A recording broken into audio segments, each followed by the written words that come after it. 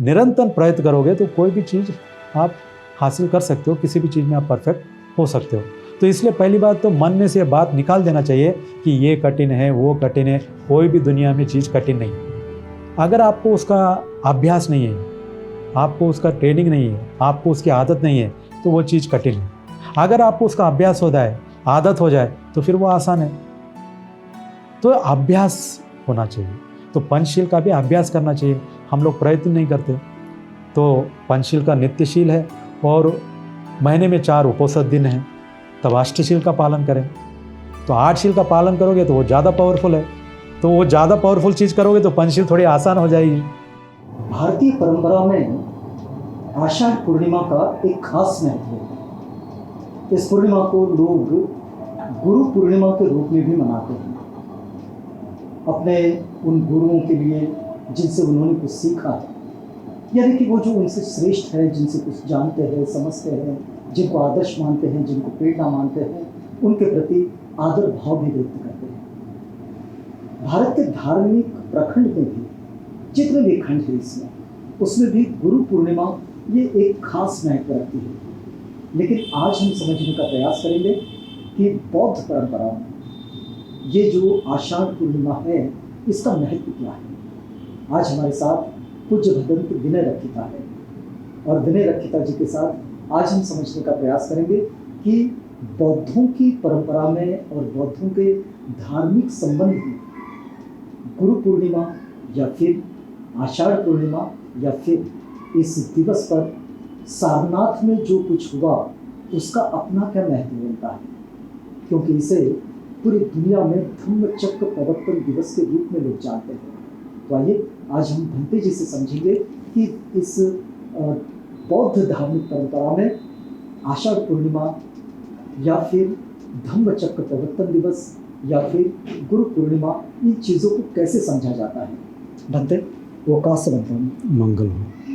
भंते, भारत की परंपरा बड़ी विशिष्ट परंपरा रही है और लोग पूर्णिमा पर कुछ ना कुछ खास पर्व के रूप में उसे बनाते हैं, चाहे वो कोई भी धार्मिक प्रखंड हो। ख़ास तौर पर यदि हम देखते हैं कि ये जो आषाढ़ पूर्णिमा है, इस आषाढ़ पूर्णिमा को गुरु पूर्णिमा के रूप में लगभग सब लोग मनाते हैं।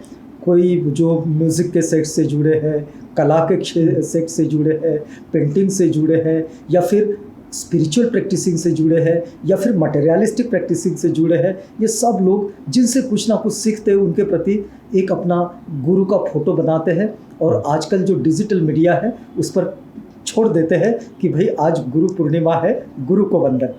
हम ये समझने का प्रयास करेंगे कि बौद्ध परंपरा में, क्योंकि इस दिवस का एक विशिष्ट महत्व आता है और वो महत्व आता है सारनाथ से जुड़कर, जहाँ तथागत भगवान गौतम बुद्ध ने पंचवर्गीय भिक्षुओं को अपना धर्म समझाए और वहाँ से ये परंपरा शुरू भी होती है कि लोग उसे समझे, उसके साथ आगे बढ़े।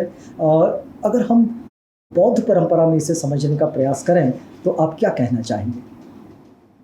जैसा कि आप स्वयं ने कहा कि ये गुरु पूर्णिमा या आषाढ़ पूर्णिमा, इस दिन को सारे विश्व में बड़े ही उत्साह और उल्लास से मनाया जाता है, खास करके बौद्ध देशों में, और भारत के तो हर परंपरा के लोग इसे मनाते हैं।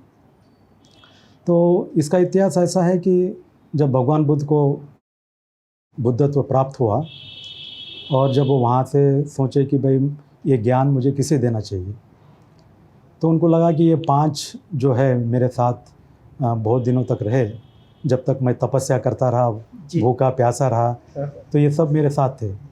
लेकिन जब उन्होंने थोड़ा अनाज लेना शुरू किया, खाना शुरू किया और फिर अपना स्वस्थ नॉर्मल हुआ, तो लोग उन्होंने छोड़ दिया कि ये तो बुद्धत्व प्राप्त करने निकले थे, अब ये तो भ्रष्ट हो गए, क्योंकि ये तो इन्होंने तो खाना शुरू कर दिया। जी। तो ज़्यादातर लोग धार्मिकता को उपवास से, कठोर तपस्याओं से, जी, इस तरह से जोड़कर देखा करते थे तभी भी। तो जब भगवान बुद्ध को बुद्धत्व प्राप्त हुआ तो उनको लगा इन लोगों ने मेरे साथ रहकर बहुत सेवा की, चलो ये ज्ञान पहले उन्हें बांटते हैं। क्या उस वक्त में उन्हें वे ही लोग योग्य लगे? हाँ, क्योंकि वो पहले से उनके साथ थे, तो उनको लगा ये इन्होंने भी मेरे साथ सेवा की है, तपे हैं और ये मुझे अच्छी तरह से जानते हैं, तो जो परिचय है उनको बताने में थोड़ी आसानी होती है। जी तो और पारमी की दृष्टि से भी देखे तो उनको लगा ये धम्म को समझ सकते हैं, तो इसलिए वो सारनाथ गए। तो सारनाथ जब पहुँचे तो ये आषाढ़ पूर्णिमा थी। तो जब ये पंचवज्ञ भिक्खु तो बाद में बने, तो ये तो वैसे ही साधु सन्यासी थे। तो उन्होंने सोचा दूर से देखकर, अरे देखो ये गौतम आ रहा है, भ्रष्ट गौतम आ रहा है, हम इनके सम्मान में उठेंगे नहीं, पानी देंगे नहीं, हैं, इनको आसन तैयार करके नहीं देंगे, जो कि गुरुओं को दिया जाता था और पहले भी वो करते थे। लेकिन उन्होंने कहा आप तो ये भ्रष्ट हो चुके हैं, इसलिए हम उनकी सेवा नहीं करेंगे। लेकिन जैसे ही बुद्ध नज़दीक आए तो उनके जो हाव भाव, उनके जो लक्षण देखे, तो एक अपने आप उठकर पानी लाया, किसी ने चरण धो दिए, किसी ने आसन तैयार कर दिया और वो वहाँ पर उस पर बैठ गए। बैठने के बाद भगवान बुद्ध को गौतम के नाम से, सिद्धार्थ गौतम के नाम से बोलने लगे कि सिद्धार्थ। तो उन्होंने कहा अब मुझे इस नाम से मत पुकारो, मैं अभी बुद्धत्व को प्राप्त कर लिया और मैं बुद्ध हूँ। तो वो चौंक गए, ऐसे कैसे बुद्ध हो गए? हाँ, जब हमारे साथ थे, इतनी कठोर तपस्या करते थे, उपवास करते थे, तभी तो इनको बुद्धत्व प्राप्त नहीं हुआ। बाद में तो इन्होंने खाना शुरू किया, नॉर्मल तरीके से रहने शुरू किया और उसके बाद इनको बुद्धत्व प्राप्त हुआ। ऐसे नहीं हो सकता, तो लगता है आप झूठ बोल रहे हैं। तो भगवान बुद्ध ने कहा देखो अब तो मैं बुद्ध हुआ हूँ, लेकिन जब मैं बोधिसत्व था, मैं सिद्धार्थ गौतम था, कभी आपने मुझे झूठ बोलते हुए देखा है क्या? तो एक बात तो सभी जानते थे कि सिद्धार्थ गौतम जो है कभी भी झूठ नहीं बोलते थे। गृहस्थ जीवन में भी रहे, राजकुमार रहे, वो कभी भी झूठ नहीं बोलते थे। तो उन्होंने सोचा हाँ ये तो सही बात है, गृहस्थ जीवन में रहते या राजकुमार थे या हमारे साथ थे, इन्होंने कभी झूठ तो नहीं बोला। तो फिर उन्होंने जब मैं बुद्ध हो गया हूँ तो मुझे झूठ बोलने की क्या आवश्यकता है? तब उनको ये बात तार्किक लगी, अरे हाँ सही बात है। जब वो साधारण राजकुमार थे और फिर हमारे साथ साधु सन्यासी की तरह थे, तो वो कभी झूठ नहीं बोला करते थे। और आज जब वो कह रहे हैं कि मुझे बुद्ध तो प्राप्त है, बुद्ध हो गया हूँ, तो ये भी झूठ नहीं हो सकता। तो तब उनमें जो है थोड़ी श्रद्धा जगी और सुनने को राजी हुई। लेकिन भंते जी, ये जो बुद्ध होना, ये जो प्रक्रिया है, इस प्रक्रिया को दर्शकों के लिए अगर समझाना चाहे तो इसको सरल भाषा में कैसे समझे?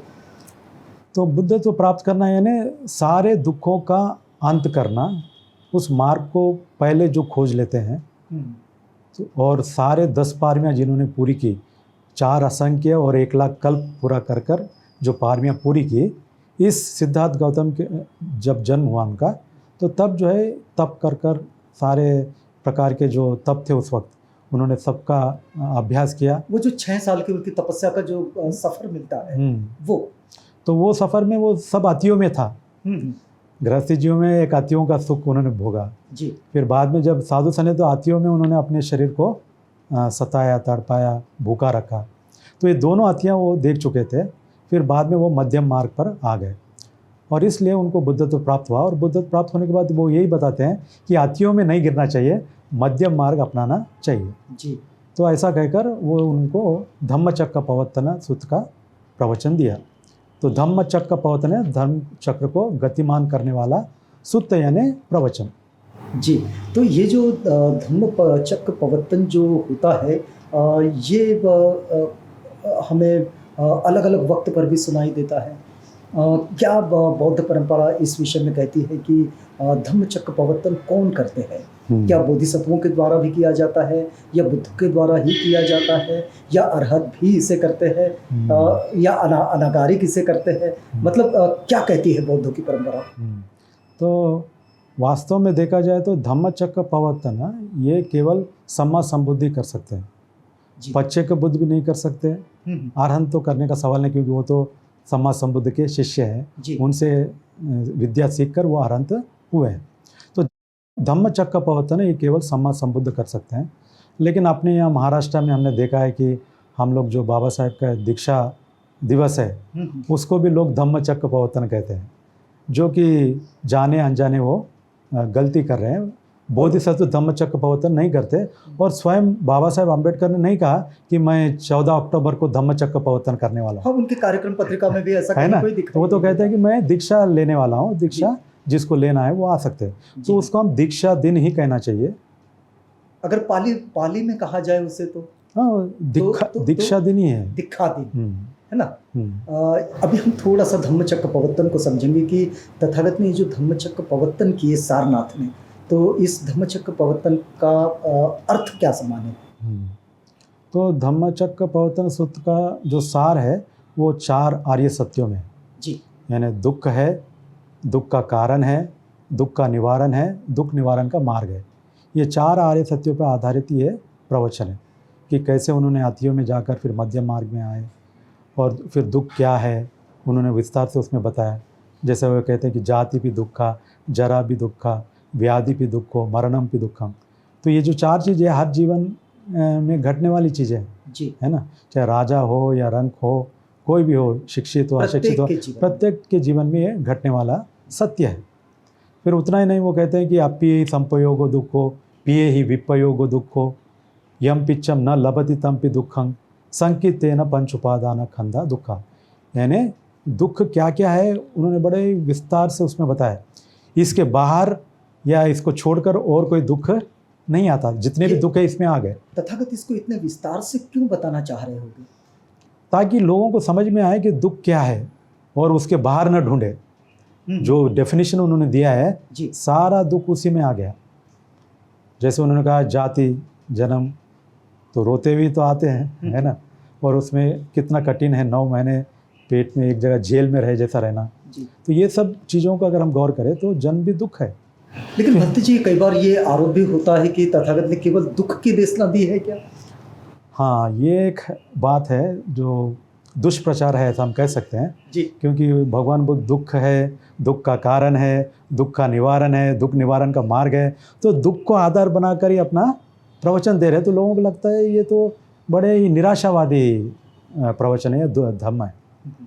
लेकिन अगर हम देखें जो पहला आर्य सत्य है कि जाति भी दुखा, जरा भी दुखा, व्याधि भी दुखो, मरणम भी दुखम, अप्पिये संपयोग दुखो, पिये विपयोग दुखो, यम पिच्चम न लभति तमपि दुखं, संकितेन पंच उपादान खंदा दुखा। यानी जन्म लेना, बुढ़ापा, बीमारी, मरण, ये हो गया। फिर अप्रिय लोगों से, अप्रिय परिस्थिति से संपर्क में आना, ये दुख है। प्रिय लोगों से, प्रिय परिस्थितियों से दूर होना, ये दुख है। जो इच्छाएं करते हैं वो प्राप्त न होना, ये दुख है।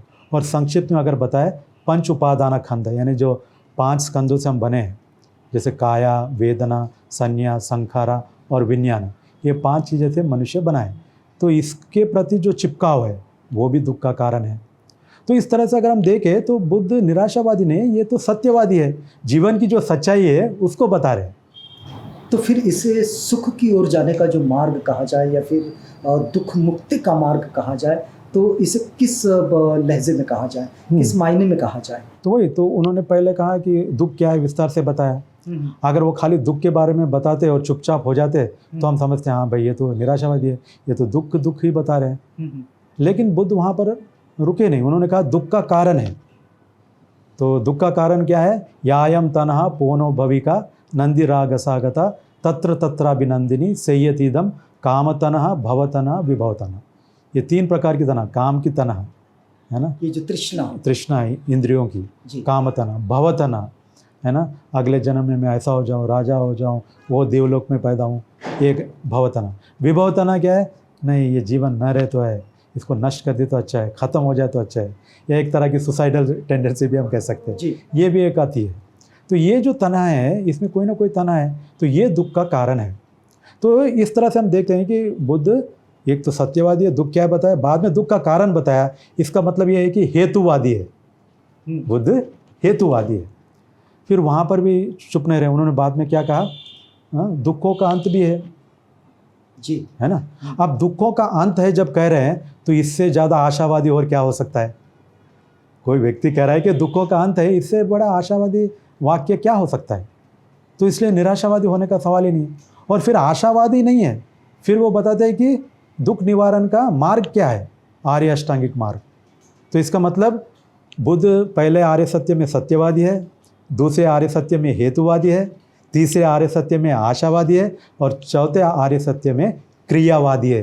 क्या करने से तुम्हारा दुखों का अंत होता है ये बता रहे हैं। मतलब वो सक्रिय बनाते हैं। हाँ, बिल्कुल। तो क्रियावादी, ये करो, ये क्रिया करो, तुम्हारा दुखों का अंत होगा।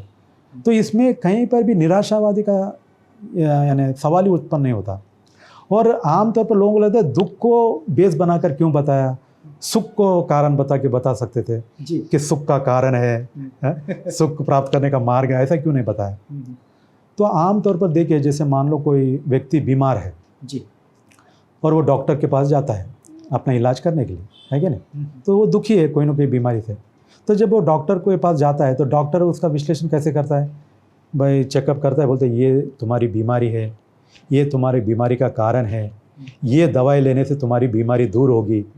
वो बीमारी बीमारी बोल रहा है, वो तुम स्वस्थ ऐसे हो जाओगे, स्वस्थ होने के बाद इतना सुखी होगे, ये डॉक्टर बात करता है क्या?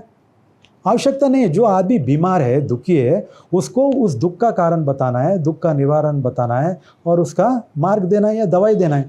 वो दे दे, बाद में उसके बाद जो भी है सुख है वो खुद अनुभव करेगा। उसको सुख के ऊपर प्रवचन देने की आवश्यकता है क्या? डॉक्टर को उसको स्वास्थ्य के बारे में बताने की आवश्यकता है क्या? बिल्कुल भी नहीं है। वो बीमारी लेकर आया है, बीमारी का कारण बताना है, उसका निवारण बताना है और उसका मार्ग बताना है। तो बुद्ध भी एक आध्यात्मिक डॉक्टर है, तो इसलिए वो जानते हैं कि लोग दुखी है, तो दुख है तुम्हारे पास, तो दुख के बारे में बात करेंगे। दुख का कारण है, दुख का निवारण है, दुख निवारण का मार्ग है। एक बार दुख का निवारण हो गया तो उसका मतलब क्या है, सुख ही सुख है, अलग से बात करने की आवश्यकता नहीं है। भंते जी, एक बात और है कि लोग ऐसा कहते हैं कि बुद्ध ने मूल रूप से 2 ही आर्य सत्य बताए हैं, 4 नहीं बताए, और इस पर भी बहुत वाद विवाद करते हैं। इसके क्या मायने समझे जाए? वे कहते हैं कि भाई दुख है ये मान लीजिए और उसका उपाय है ये मान लीजिए, खत्म हो गई बात, 2 ही चीज़ें बताई। नहीं, ये तो वाद नहीं, मैं विथंडवाद कहता हूँ इसको, है ना। हर चीज़ में कोई खोट नहीं है ना। बुद्ध भी इम्परफेक्ट है ऐसा बताने का प्रयत्न करना, और मुझे ज़्यादा समझ में आता है ऐसा बताने का प्रयत्न करना है, ये उसका अज्ञानी हम कह सकते हैं। यदि हम धम्मचक्र प्रवर्तन सूत्र पर जब आपसे बात कर रहे हैं, तो धम्मचक्र प्रवर्तन सूत्र में 2 चीज़ें बहुत आयत में दिखाई देती है। एक तो आर्य सत्यों का जो प्रकाशन है वे तथागत करते हैं, और दूसरी बात वे अष्टांग मार्ग की बात करते हैं। तो अष्टांग मार्ग को तथागत क्यों कहते हैं कि ये सम्यक मार्ग है? तो हर चीज़ के साथ वो सम्यक की जोड़ते हैं ना। सम्मा दिट्ठी, सम्मा संकल्पो, सम्मा वाचा, सम्मा कम्मंतो, सम्मा आजीवो, सम्मा वायम, सम्मा सति, सम्मा समझ, है ना।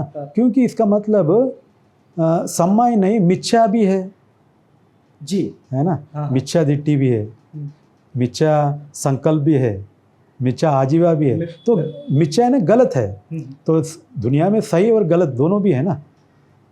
तो इसलिए वो सही चीज़ क्या है उसके लिए सम्मा, यानी ये सही चीज़ है। कौन सी सही दृष्टि है? कई प्रकार की दृष्टियाँ हैं जी। तो सही दृष्टि क्या है वो बुद्ध बता रहे हैं। यदि मैं हमारे दर्शकों के लिए अगर आपसे ये समझना चाहूँ कि सम्यक दृष्टि को उदाहरण के तौर पर कैसे समझा जाए, कि किसी ने किसी चीज़ को सम्यक दृष्टि से कैसे जानना होगा? तो सम्यक दृष्टि यानी जो चीज़ जैसी है वैसे उसे देखना, जैसे दिखाई देता है वैसे स्वीकार नहीं करना, जैसे है ना। जैसे अब बाहर से हम देखते हैं किसी व्यक्ति को जी, तो हमको लगता है अरे कितना सुंदर है ना। ये एक तरह से ऊपरी सच है, सम्मुति सच है। लेकिन वास्तव में अगर अंदर झांक के देखें तो क्या है, मांस है, खून है, पीप है, हड्डियां हैं, क्या ऐसी सुंदरता है शरीर में? तो ये वास्तविक सच है। तो इसलिए हम कहते हैं कि 2 प्रकार के सच है, एक है सम्मुति सच और एक है परमत्त सच। सम्मुति यानी जो बाहर से लोगों को दिखाई देता है और जो लोग मानते हैं वो है। मतलब हम उदाहरण के तौर पर समझे तो जैसे तथागत प्रकृति को समझाते हैं, क्योंकि वो जो आनंद को देख रही है आनंद वो नहीं। हाँ, तो उसके गहराई में जो वास्तविकता है उसको देखना है जी। जैसे और एक अच्छा उदाहरण है, आमतौर पर हम देखते हैं कि सूर्य उदय होता है और सूर्य अस्त होता है जी, ये सम्मुति सच है कि नहीं। हम रोज देखते भी है कि सम्मुति है ना, सम्मुति सच क्या है। हाँ सही बात है, सूर्य उदय हो रहा है और शाम को देखो सूर्य अस्त हो रहा है, लेकिन क्या वास्तव में सूर्य उदय होता है या अस्त होता है? बिल्कुल नहीं, बिल्कुल नहीं। सूर्य उदय नहीं, ये तो अपना जो भूमि जो चक्र लगा रहा है उसके वजह से हमको ऐसा आभास होता है कि सूर्य उदय हो रहा है और सूर्य अस्त हो रहा है। जब उसके कक्षा में आते हैं या हाँ। फिर उसके कक्षा से बहुत से लोग, तो ये परमत सच है। तो बुद्ध जो है परमत सच, जो वास्तविक सच है, उसके बारे में बताते हैं। एक और बड़ा भ्रम होता है बंटी जी लोगों के मन में, खास तौर पर बुद्धिज्म के कई स्कूल है। एक स्कूल हम 1956 के बाद भी देखते हैं। अब वो स्कूल अभी तक स्थापित हुआ नहीं हुआ ये दूसरी बात हो सकती है। हम उसका विश्लेषण करने में या फिर उसको सर्टिफिकेट देने में बिल्कुल अक्षम है, ये तो मैं नहीं कर सकता। लेकिन मैं समझने का प्रयास कर रहा हूँ कि ये जो सम्यक समाधि तथागत जो कहते हैं अष्टांगिक मार्ग में, इसका वास्तविक अर्थ क्या समझा जाए? क्योंकि यदि बाबा साहेब की बात को समझे तो वे चित्त की एकाग्रता, इतना शब्द लिखते हैं, कॉन्सेंट्रेशन ऑफ माइंड, इसके सिवाय वे कुछ नहीं कहते। आप अगर दर्शकों के लिए ये समझाना चाहें, क्योंकि अभी लगभग ये 68 साल का वक्त बीत गया है बाबा साहेब ने जो दीक्षा दी उसके बाद का, लेकिन इस पर कोई खास मत नहीं दिखाई देता है। तो सम्यक समाधि यानी मन की एकाग्रता, ऐसा हम कह सकते हैं। सम्यक समाधि, इसको समझने की आवश्यकता है। सम्यक समाधि यानी सही चित्त को लेकर, सही उद्देश्य लेकर जो एकाग्रता हम लगाते हैं। तो सही उद्देश्य यानी क्या है, या सही चित्त की अवस्था क्या है? वीत राग, वीत द्वेष, वीत मोह होकर जब हम समाधि लगाते हैं या ऐसा विषय लेते हैं तो वो सम्यक समाधि है जी। वरना लोग है ना द्वेष लेकर भी समाधि लगा सकते हैं। जैसे शूटर है, स्नाइपर है, वो हत्या लगाने के लिए कितना अच्छी एकाग्रता लगाता है, तो वो भी चित्त की एकाग्रता है, तभी तो कर पाता है। हाँ, बिल्ली भी चूहे को पकड़ती है, कितनी एकाग्रता है। तो वहाँ पर भी एकाग्रता है। बिना एकाग्रता बहुत सारे काम नहीं होते। जो बुरे काम भी होते हैं वो एकाग्रता से ही होते हैं, लेकिन उसमें क्या है, नुकसान है, हानि है। जबकि सम्यक समाधि है ना, उसमें हानि नहीं है किसी की।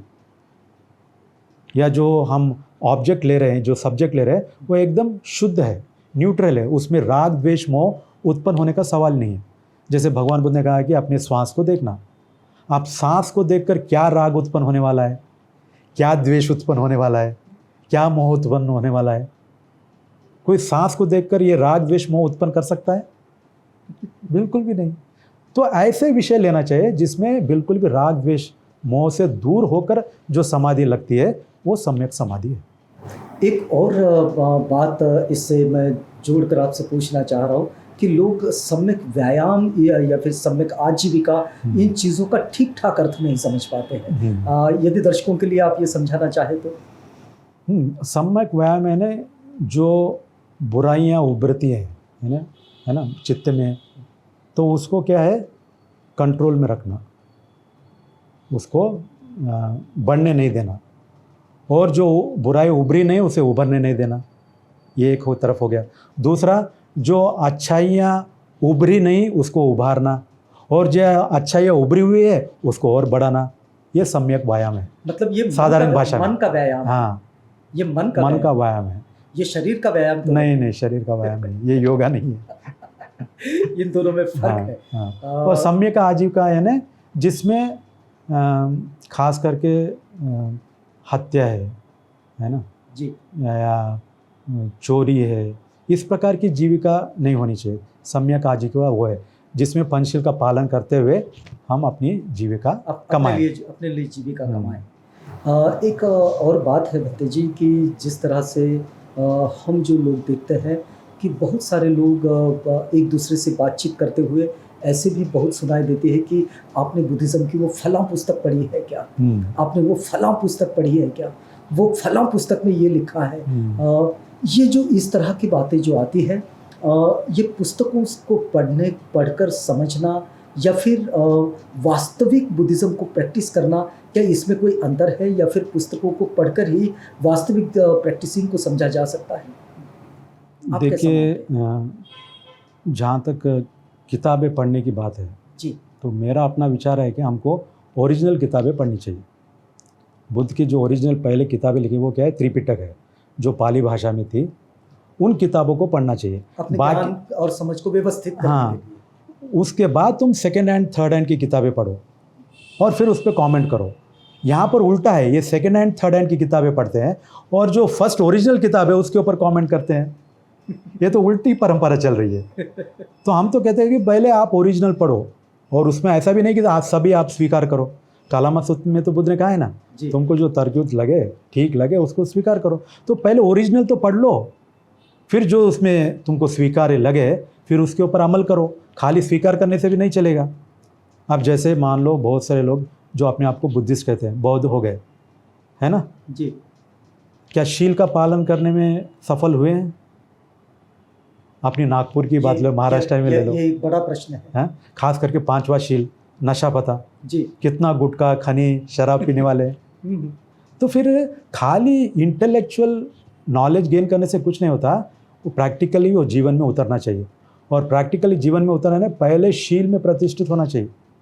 अगर वो पंचशील में प्रतिष्ठित है और फिर धम्म की बात करता है तो उसमें कोई अर्थ है।